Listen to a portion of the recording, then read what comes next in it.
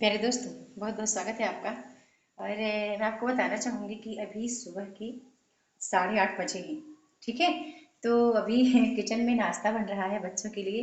और बच्चे नाश्ता करके स्कूल चले जाएंगे। तो आप अक्सर पूछते रहते हो कि मैम आपका टाइम कैसे मैनेज होता है। तो उसके लिए मैं आपको सबसे पहले बता दूँ। ठीक है। उसके लिए मैं आपको सबसे पहले एक बात बता दूँ, थोड़ा दिखा दूँ आपको। ये देखो पूड़ियाँ बन रही हैं। ठीक है, पूड़ियाँ बन रही हैं अभी बच्चों के लिए। और भी मैं आपको थोड़ा सा अभी अभी किचन में सामान जमा ही नहीं पाई हूँ, बहुत ज़्यादा इतना काम था इस समय, मतलब कि पूछो मत कि कितना काम अभी पड़ा था। अभी बर्तन जमाना है इसमें, जाले में। इधर मैंने फ्रिज को रख दिया है। और आपको एक अच्छी चीज़ बताती हूँ। ठीक है, आपको एक प्लस पॉइंट ये बताती हूँ मैं कि आप ना समय को पहले पकड़ो। जब तक आप समय को नहीं पकड़ेंगे ना, तो तब तक शायद है कि कुछ नहीं हो पाएगा। और सारा खेल समय का ही है। और आपको पता है कि हम दिन की शुरुआत, ऐसा कभी टाइम नहीं हुआ कि मतलब सूर्य ने मुझे जगाया हो। चाहे मैं कितना भी थकी रहूं, कितना भी कुछ रहे, लेकिन अक्सर यही होता है मेरे साथ कि सूर्य मुझे नहीं जगाता, मैं ही उसको जगाती हूँ। ठीक है। और मेरा टाइम है कि मैं सुबह सुबह, और रात में ही आधा काम तो मेरा हो जाता है। सुबह बस वही झाड़ू लगाना होता है, बाकी बर्तन वगैरह वगैरह किचन का सारा काम फिनिश होता है। तभी मैं सुबह उठ के आपको पढ़ा पाती हूँ, क्लास ले पाती हूँ।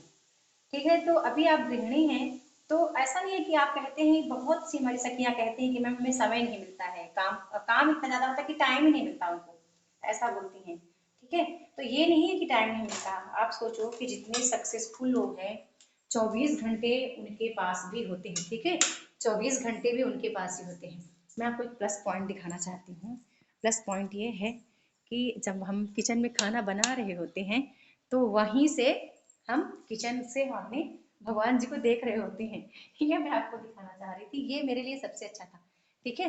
इधर आप देख पा रहे हैं, यहाँ पे किचन, ये देखो किचन, ये खाना बन रहा होता है यहाँ पे। और यहीं से मैं अपने भगवान को देख भी रही होती हूँ।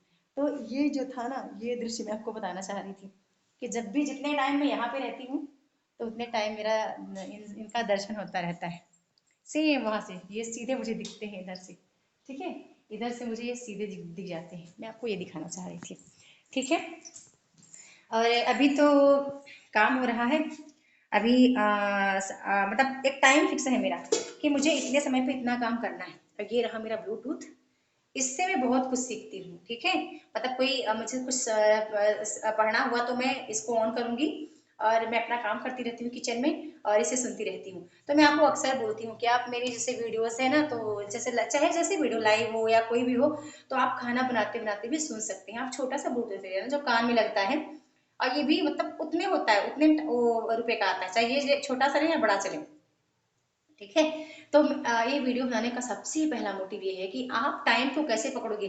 कुछ चीजें ना आप लिख लो, डिसाइड करो कि इतने समय में आपको इतना काम करके फिनिश करना है, तो वो टाइम आप पकड़ पाओगे। ठीक है। और समय का ही पूरा खेल है ना। जब समय आप किसी चीज के लिए नहीं दोगे, तो बताओ वो कैसे अचीव होगा। है ना। हम जिसके लिए ज्यादा समय देते हैं, वही हमारा हो जाता है। ठीक है, ये बात आप पकड़ना। चाहे कोई भी चीज हो, कोई मनुष्य हो, कोई वस्तु हो, कोई एम हो, कोई उद्देश्य हो, कोई जॉब हो, कोई नौकरी हो, आप कहाँ भी कहीं भी काम करें, लेकिन आप जितना समय देंगे, समय ऐसे नहीं देना है, लगन के साथ देना है।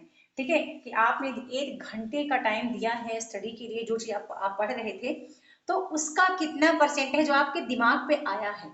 यदि कुछ भी दिमाग पे नहीं आया और 1 घंटे आप किताब लेके बैठे रहे, तो सोच लीजिएगा कि पढ़ना व्यर्थ है, और लक्ष्य के आप बहुत दूर हैं। फिर आप लक्ष्य के निकट नहीं हैं। और मैं आपको अक्सर बताती रहती हूँ कि एक फैशन की तरह जिए। फैशन का मतलब नेट आपका क्वाली अचीव करना, या आपका असिस्टेंट प्रोफेसर बनना, आपकी आपकी लाइफ का एक अहम पार्ट हो। ठीक है। जिस तरह आपको जरूरी है ना कि आपको खाना बनाना है, डेली आपको नहाना है, आपको सोना भी है, मतलब आपको पूरे काम याद हैं, वैसे ही आपको इसे इग्नोर नहीं करना है। लेकिन आप सबसे ज्यादा इसे इग्नोर करते हो। आप कहते हैं कि मैम हफ्तों हो जाते हैं हम पढ़ाई नहीं कर पाते। ठीक है। मैं देखती हूँ, आप कहते हैं मैम कभी 15 जब एग्जाम आता है तब हम पढ़ाई स्टार्ट करते हैं, तो ये तो गलत बात है ना बंधु, है ना। ये तो सबसे बड़ी गलत बात है। तो आप ये करो कि जिसके लिए आप इतना बुक्स खरीदते हो, पैसे वगैरह देते हो, ठीक है, यदि उसको आप अचीव नहीं कर पा रहे हैं, तो फिर पढ़ना व्यर्थ है ना। तो एक छोटी सी वीडियो में किचन में थी, तो मुझे मैं कहा एक वीडियो बनाना चाहिए मुझे आपके लिए, ताकि आपको कुछ हो सकता है कुछ मोटिवेशन मिल जाए, है ना। तो फाइनली एक ही बात बोलूँगी, जिस तरह आप डेली के काम करते हो, डेली के कामों में 8 घंटे 10 घंटे लगाते हो, 12 घंटे तो आपके ऐसे काम करने में चल जाते हैं, उसी प्रकार स्टडी के लिए आपको टाइम निकालना है बेसिक 4 घंटे। और मैं बताऊँ कि मिनिमम टाइम होता है नेट के लिए, कंटिन्यू यदि आप कर रहे हैं, तो यदि कंटिन्यू पढ़ रहे हैं तो मिनिमम टाइम है 5 घंटे।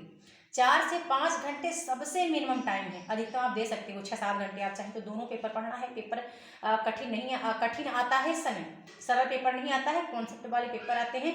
और मैं काफ़ी सारी चीज़ें डिस्कस करती रहूँगी यूट्यूब के माध्यम से, ग्रुप के माध्यम से। तो अब आप इसको समय दो, अभी से समय दो। ऐसा नहीं कि पेपर से 2 महीने 3 महीने पहले पढ़ना है ना, अभी से आपको टाइम देना है। इतना करो कि 60-70% आपका तैयार रहे पहले से। ओके, तो मेरी बात आपको पसंद आए तो वीडियो को लाइक करना है, चैनल को सब्सक्राइब शेयर भी करना है। बहुत बहुत धन्यवाद।